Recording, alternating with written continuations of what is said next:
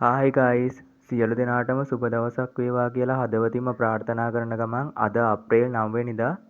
ඉතින් වෙනදා වගේම සුපුරුදු පරිදි මේ වීඩියෝ එක මගෙන් කතා කරන්න යන්නේ ඔයා පිටරටක හෝ ශ්‍රී ලංකාව ඉඳන් foreign currency ශ්‍රී ලංකන් rupees බවට convert කරනකොට ඒවායේ මිල ගණන් පිළිබඳව අද මේ වීඩියෝ එක මගෙන් කතා කරන්න යනවා. ඒ වගේම සෞදි, බහරේන්, කුවේට් වැනි ෆොරින් කරන්සිස් වල මිල ගණන් වැඩිවීමක් වෙලා තිනවා. ඒ වගේම USA ඩොලර් එක ඊයට වඩා අද හුඟක් වැඩි වෙලා තිනවා. ඉතින් මේ පිළිබඳව තවදුරටත් විස්තර අපි මේ වීඩියෝ එකට ගිහින් කතා කරමු. එහෙනම් අපි යමු අද වීඩියෝ එකට.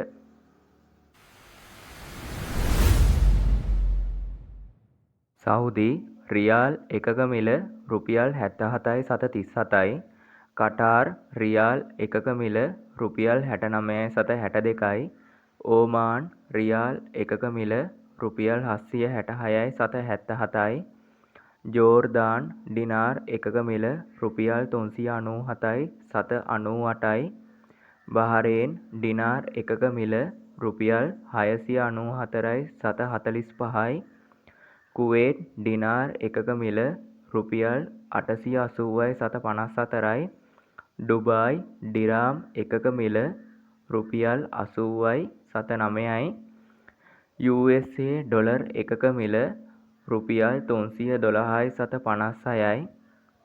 ඉතාලි යුරෝ එකක මිල රුපියල් 359.82යි. ජපාන් යෙන් එකක මිල රුපියලයි 795යි. ඉන්දීය රුපියල් එකක මිල රුපියල් 2.97යි. ඉතින් guys මේ වීඩියෝ එක මගෙන් මම අද කතා කරේ ඔයා පිටරටක හෝ ශ්‍රී ලංකාව තුල ඉඳන් foreign currency ශ්‍රී ලංකන් rupees බවට convert කරනකොට ඒවායේ මිල ගණන් කොහොමද වෙනස් වෙලා තියෙන කියන එක තමයි මේ වීඩියෝ එක මගෙන් කතා කරේ. එහෙනම් අපි හෙටත් මේ වගේ වීඩියෝ එකක් අරන් එනතුරු දිගටම channel එකත් එක්ක එකතු වෙලා ඉන්න.